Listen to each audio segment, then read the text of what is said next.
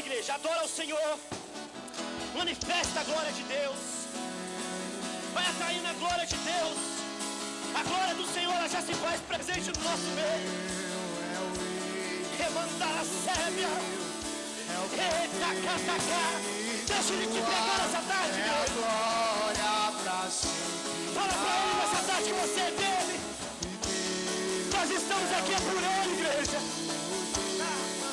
É o poder e tua, é a glória pra sempre. Levantar-se. Aleluia. Glória a Deus. Aplauda bem forte o nome do Senhor, igreja. Bem forte é o nome do Cordeiro.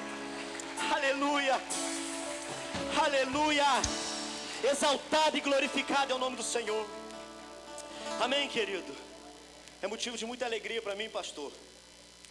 Esse momento aqui está sendo um marco na minha vida, igreja. É momento de muita alegria para mim estar nesse altar, aqui nessa tarde. Pastor, quero agradecer a vida do pastor Júnior por cuidar da nossa vida, igreja. Nós estamos vivendo um tempo que nós não precisamos de pastores. Nós precisamos de pais espirituais. E isso o pastor Júnior, a pastora Evelyn tem feito na minha vida e na vida de todos aqui. E eu agradeço essa oportunidade de estar aqui, pelo carinho que vocês têm com a nossa vida, com cuidado de como filho. E nessa tarde eu quero trazer uma palavra ao coração de vocês. Essa palavra se encontra lá no livro de Hebreus, capítulo de número 3. Se quiser baixar um pouquinho aqui, ó. Aleluia. Hebreus capítulo de número 3. Essa palavra, ela tem queimado muitos anos no meu coração, igreja. Deus me deu essa palavra tem muitos anos, quando eu ainda trabalhava de jogo com obra. Eu trabalhava numa construção. E um dia dentro daquela construção Deus falou comigo. Deus me deu essa palavra. E eu quero nesse pouco instante que a gente vai estar aqui, eu quero tentar passar para vocês aquilo que Deus ministrou no meu coração. E gostaria que vocês, cada um de vocês, estivesse bem sensível à voz do Senhor. Porque não somos nós, é o Senhor. Aleluia. Amém. Hebreus capítulo de número 3, nós vamos estar lendo ali do versículo 1 até o versículo de número 6. Eu vou estar lendo para a gente ganhar tempo, porque a hora está voando. Glória a Deus. Já está aqui, ó. Vamos lá, igreja, olha só. Leia com bastante atenção. Esteja bem sensível à voz do Senhor nessa noite, porque essa palavra ela tem gerado uma preocupação no meu coração nesse tempo. E eu quero estar passando isso para o coração dos irmãos. Olha o que nos diz. Portanto, santos, irmãos, participantes do chamado celestial, fixem os seus pensamentos em Jesus, apóstolo e sumo sacerdote, que confessamos. Ele foi fiel àquele que havia construído, assim como Moisés, fiel em toda a casa de Deus. Jesus foi considerado digno de maior glória do que Moisés. Da mesma forma que o construtor de uma casa tem mais honra do que a própria casa. Pois toda casa é construída por alguém, mas Deus é o edificador de tudo. Vai vendo, igreja, olha só. Moisés foi fiel como servo em toda a casa de Deus, dando testemunho do que havia de ser dito no futuro. Mas Cristo é fiel como filho sobre a casa de Deus, e essa casa somos. Não ouvi a igreja. Essa casa somos. Essa casa somos. Essa casa somos nós, se é que nos apegamos firmemente à confiança e à esperança do qual nos gloriamos. Aleluia. Podeis tomar assento em nome de Jesus. Glória a Deus. Aleluia. Essa palavra tem ardido muito tempo no meu coração, igreja. E nesses dias que nós estamos vivendo, no dia de hoje, isso tem se tornado uma realidade. Porque aqui o autor, o escritor aos Hebreus, está dizendo de uma construção, de uma casa.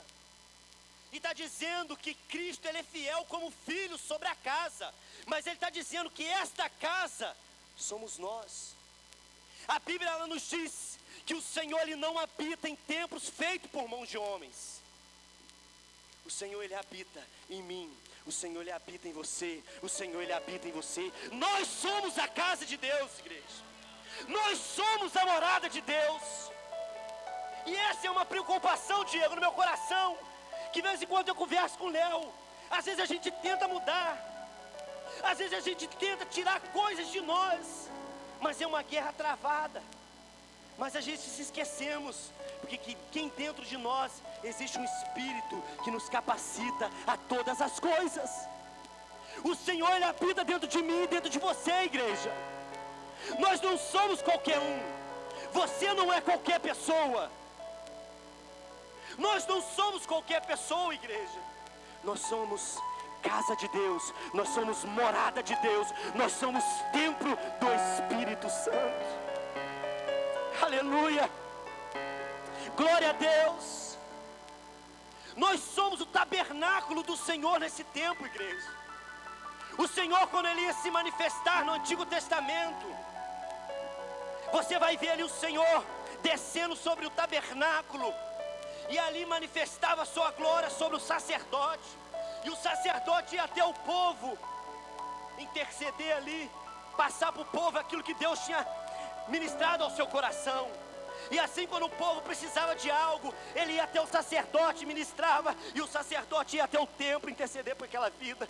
Mas Jesus hoje não. Jesus veio naquela cruz do Calvário, morreu por mim e por você, e aquele véu que nos separava de Deus, ele caiu por terra, para nos dar a liberdade de ser chamado filhos de Deus e morada do Altíssimo, igreja.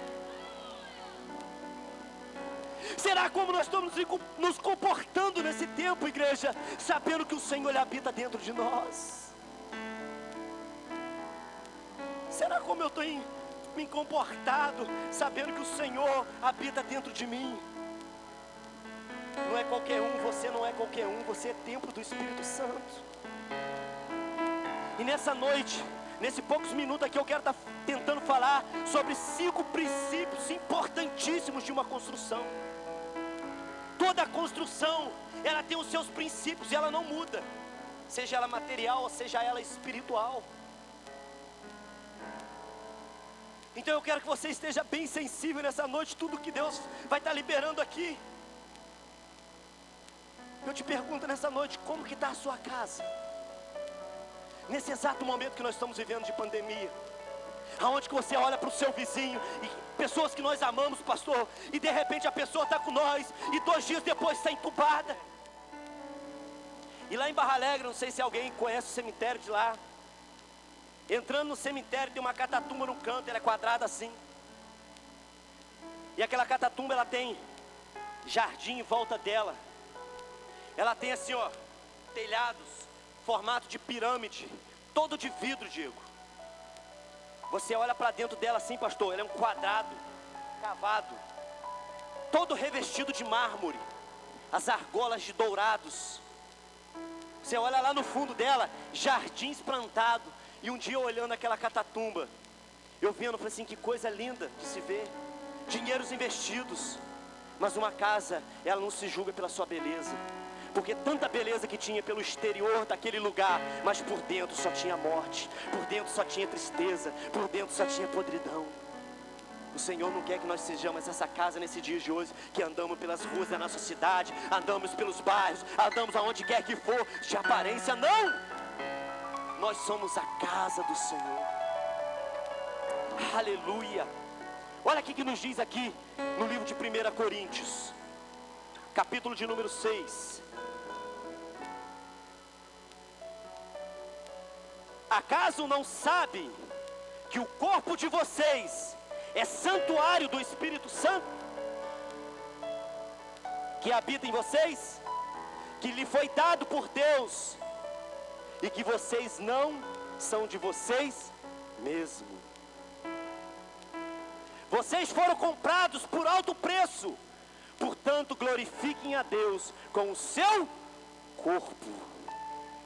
Eu quero te dizer, meu irmão, você pode ter entrado aqui nessa noite triste, Você pode ter entrado aqui nessa noite perdendo alguém. Você pode ter entrado aqui nesta noite com alguém morando lá. Você pode ter entrado aqui cabisbaixo. Ou você ter entrado aqui com pessoas dizendo que você não vai chegar, que você não vai conseguir. Mas eu quero te dizer nessa noite, você só chegou até aqui porque você é morada de Deus.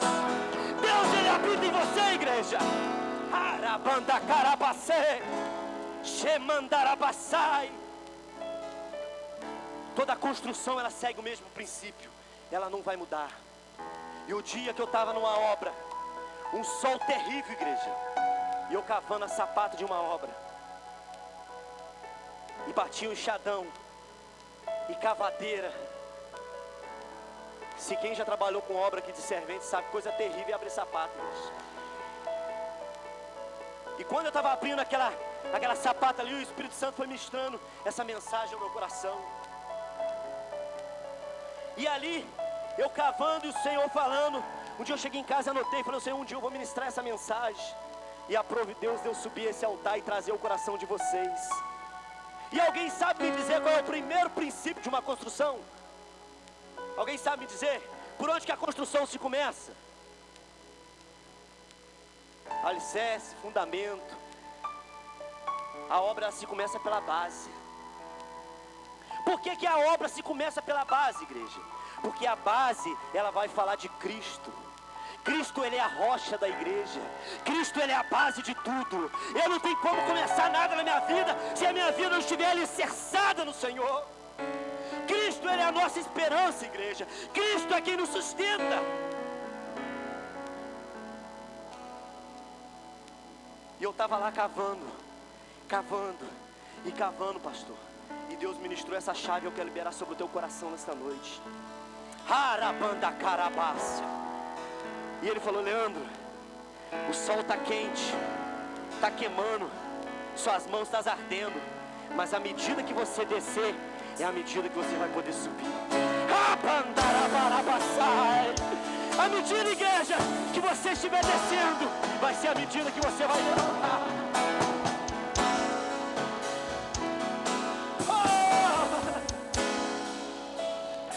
Talvez você chegou aqui dizendo: irmão, o barro está duro, está difícil de cavar. Eu sei que está difícil de cavar, mas continua cavando. Porque quanto mais fundo você for, quanto mais você descer na presença do Senhor, mais forte você vai ficar e mais alto Ele vai te levantar. Quando você se constrói uma casa, à medida que você afunda a sapata dela e reforça a sapata dela, é à medida que você vai jogar andares para cima. Olha só isso aqui, igreja. Olha só bem essa palavra que eu vou te falar. O que sustenta uma obra não é nada disso que você está vendo aqui, ó. Isso aqui é tudo aparência. O que sustenta uma obra é aquilo que seus olhos não vê.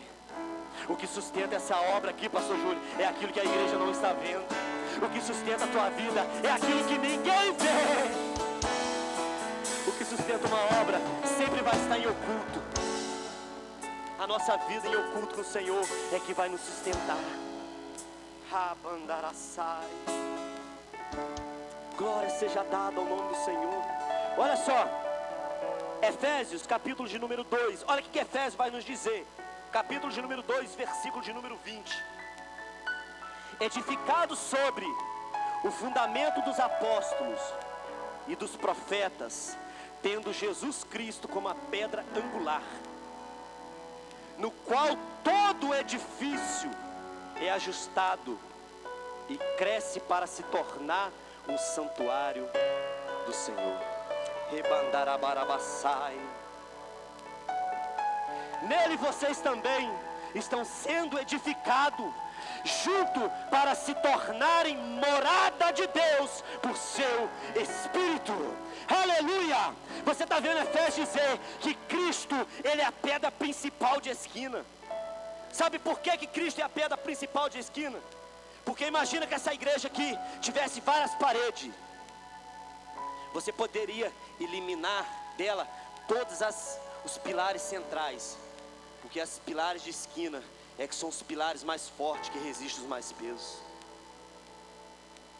Por isso, igreja, nós temos que nesse momento edificar a nossa vida sobre a rocha. Não tem como você correr. Não tem como, um dia eu estou bem na igreja, outro dia eu não estou. Nós não estamos vivendo mais tempo para isso. Fala comigo, casa tem que ter base. Casa tem que ter base, igreja.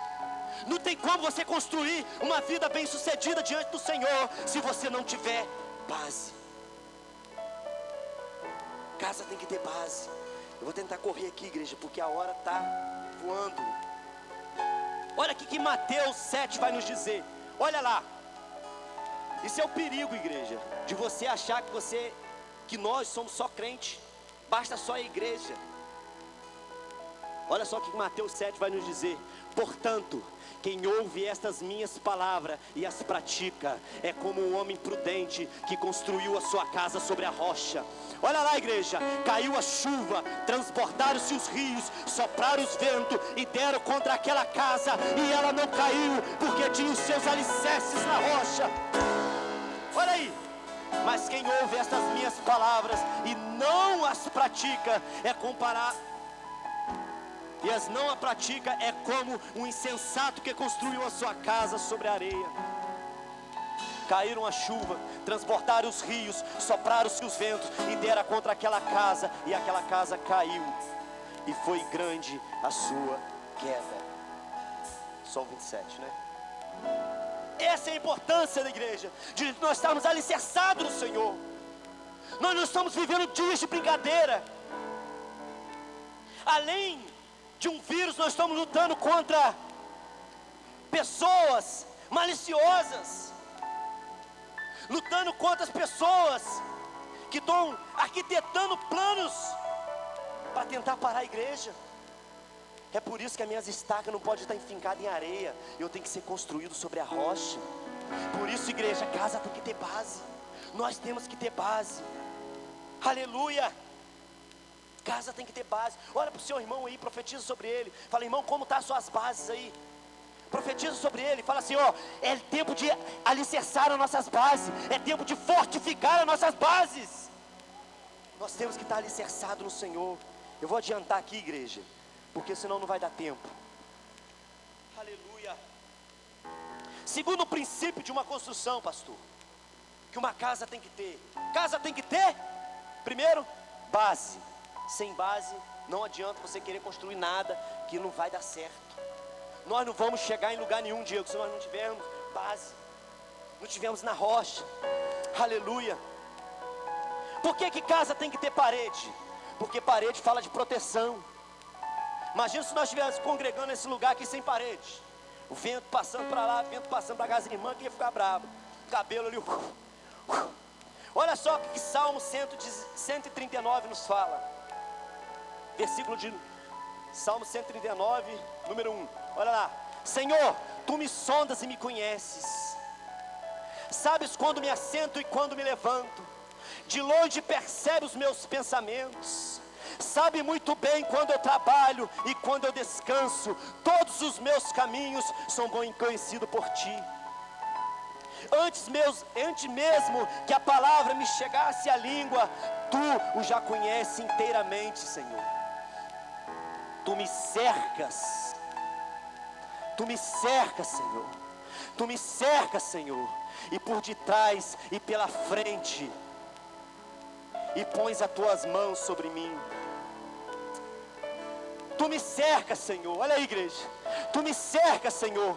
Por detrás, pela frente, pelos lados, por cima e por baixo. Em todo o tempo, o Senhor tem guardado a nossa vida, igreja. Porque o Senhor é quem nos guarda. Não é a vacina que vai te proteger. Não são os remédios. Não são o hospital. Não é o homem. É a glória do Senhor. Se o Senhor não guardar a casa, em vão vigia a sentinela. Arabandarabassai. Salmo de número 34, 7. Olha o que vai nos dizer. Salmo de número 34. O anjo do Senhor é sentinela ao redor daqueles que o temam e os livre. Você está guardado nessa noite em nome de Jesus. Você está guardado sobre as asas do Senhor. Você está guardado pela proteção do Senhor, igreja. Ainda que se levante um homem mau sobre a tua vida, sobre a tua volta está o Senhor. Glórias a Deus, aleluia. Terceiro princípio de uma construção, vai falar da cobertura, do teto. Por que a cobertura, igreja? Por que do teto? Porque do teto vem falar sobre a cobertura espiritual. Nós não devemos caminhar sem estar debaixo de uma cobertura. Hoje o que nos representa a nossa cobertura é o nosso paizão, a nossa mãezona, que vive intercedendo sobre as nossas vidas. Aleluia. Porque Salmo 91 ele vai nos dizer, olha só, o número 4 de Salmo 91. Ele o cobrirá com as suas penas, e sobre as suas asas, e sob as suas asas você encontrará refúgio. A fidelidade dele será o seu escudo protetor. Você não temerá o pavor da noite, nem a flecha que voa de dia, nem momentos de pandemia, nem momentos de coronavírus, nem praga que lança sobre a tua vida, nem a peste que se move sorrateira nas trevas, nem a praga que se devasta ao meio-dia. 1000 poderão cair ao seu lado, 10.000 ao teu lado e 10.000 à sua direita, mas nada o atingirá, mas nada o atingirá, mas nada o atingirá, porque sobre a tua vida está o Senhor, igreja. O que me poderá fazer o homem mau? Nada. Não apavore o seu coração nesse momento. Sei que o momento está crítico, mas não apavore o seu coração. Aleluia. Para a gente terminar aqui, igreja, quarto princípio. Eu estou pulando alguma coisa para a gente só poder fechar aqui. Quarto princípio de uma construção que uma casa precisa ter. Casa precisa ter base. Casa precisa ter parede. Não adianta querer caminhar, igreja, faltando alguma coisa. Ah, hoje eu vou, amanhã não. Você tem que passar pelo princípio. Se você seguir o princípio, tudo vai te sucederá bem. Casa tem que ter base, casa tem que ter parede, casa tem que ter cobertura e casa tem que ter água. Por que casa tem que ter água? Como é que você vai viver numa casa que não tem água? Ninguém vive sem a água. Mas por que ninguém vive sem a água? Porque a água aqui vem falar da fé. Olha só que João capítulo 4 versículo 14 nos diz, olha só: mas quem beber da água que eu lhe der nunca mais terá sede. Ao contrário, a água que eu lhe der se tornará nele uma fonte de água que jorrará para a vida eterna. Aleluia. Glória a Deus. Aleluia. Casa, igreja, tem que ter base. Eu não sei como é que você entrou aqui nessa noite, eu não sei, mas peço ao Senhor para fortificar as suas bases nessa noite. Peço ao Senhor para revestir as paredes nessa noite. Peço ao Senhor para corrigir a cobertura nessa noite. Aleluia. Casa tem que ter água. E o quinto e último princípio de uma construção que ela precisa ter é luz. Uma casa tem que ter luz, iluminação.